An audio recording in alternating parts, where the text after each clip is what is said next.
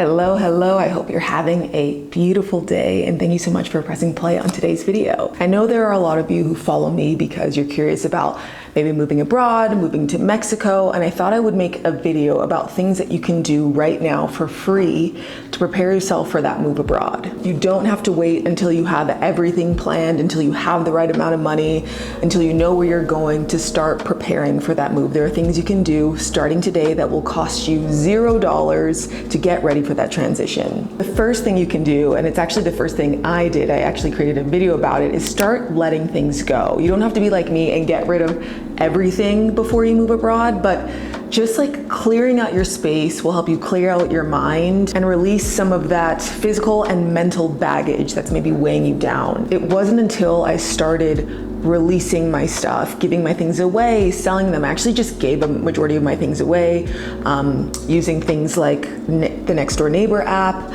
just letting friends know when people would come to buy things, I would let them know that like they could also take whatever they want for free. Clearing that space in my life like made room in my mind so that I could make the decision about whether I wanted to leave, where I wanted to go, and everything. And I didn't even realize in the moment that that's what I was doing, and I didn't realize how much, and I didn't even have that much stuff, but how much my belongings were kind of weighing me down. And I'm so happy that I got rid of everything before I left. I have friends now who are going back to the US to like clear out storage spaces, and they have that to consider. And also it's kind of expensive. Like I didn't realize the cost of storage spaces because I've never had to look into one, and it starts to add up. So the first thing I would do, start letting go of things, start creating space in your life and in your mind. The second and most obvious, you know I talk about this all the time, start learning the language. There are so many free apps and resources online, TikToks, YouTube videos, the options are endless. Start learning it before you make your transition. We know the best way to learn a language is to fully immerse yourself in the language and culture and obviously practice. And you can start to do that before, even if it's by watching TV shows, YouTube videos. It doesn't have to be a tutor that you pay for. There are so many different ways that you can learn the language.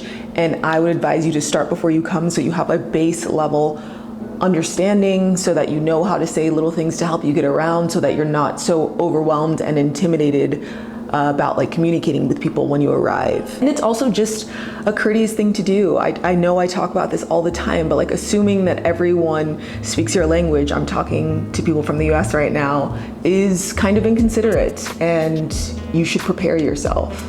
The third thing I would recommend you do is start researching the customs. One thing I did before I went to Japan was I watched a video about like things travelers, visitors, foreigners should know, and it prepared me so much. Little things like which metro card to buy, where to stand on the escalator, how to line up to get on the metro, things I would have never known if I didn't watch those videos. And I recommend you do that before you go anywhere, and definitely before you move somewhere. An example for Mexico is in most places, the people that bag your groceries, and I've talked about this before, they make their income off of tips. So you're always supposed to tip the person who bags your groceries in Mexico. I don't know if this is in every city, but I know it's in Mexico City. I know it was in Playa del Carmen.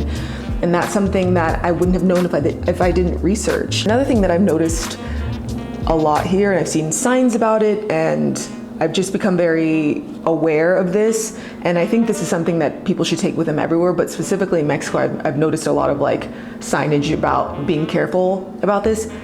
Watch how you close someone's car door, whether it's a taxi, Uber, Didi.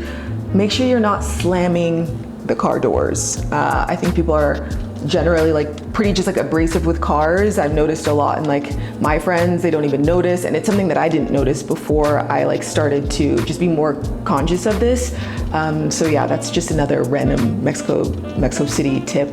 Just watch how you close a car door, be a little more gentle with it. The fourth thing I think you should start researching before you transition abroad is what medications or supplements will you need to stock up on before you move. I take a bunch of supplements for my stomach because I used to get really, really sick here, and I have this entire regimen that I can only get in the US. So I make sure people are coming to visit or when I'm going to like plan out getting what I need for the amount of time I'm here before I leave again.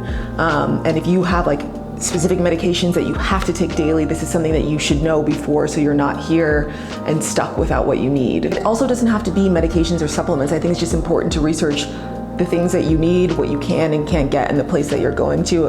Another example for me is my braiding hair. Like, I use the same style, same type of hair, same color every time.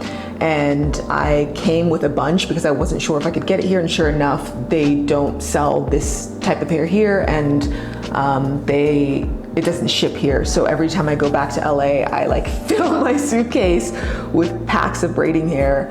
And yeah, I think it's just like important to start researching those things ahead of time. And the fifth thing I would recommend, especially if you're planning to leave your job before you move abroad, is to just get clear about what type of work you can offer. Whether that's in-person work, remote work, digital work, I think it's important to think ahead about all of the different types of services or products or whatever it is that you can offer, so that you don't feel like you don't have options when you get to your destination. Unless you're living off of retirement or money you've saved up for a while or whatever it is, if you know that eventually you're going to have to start working again, or if you lose your remote job that you were planning to live off when you move, I think it's good to just have these things in your back pocket. Another thing to note is, like, yes, there are a lot of remote jobs, but most of those jobs want you to be based in the country that the company is based in.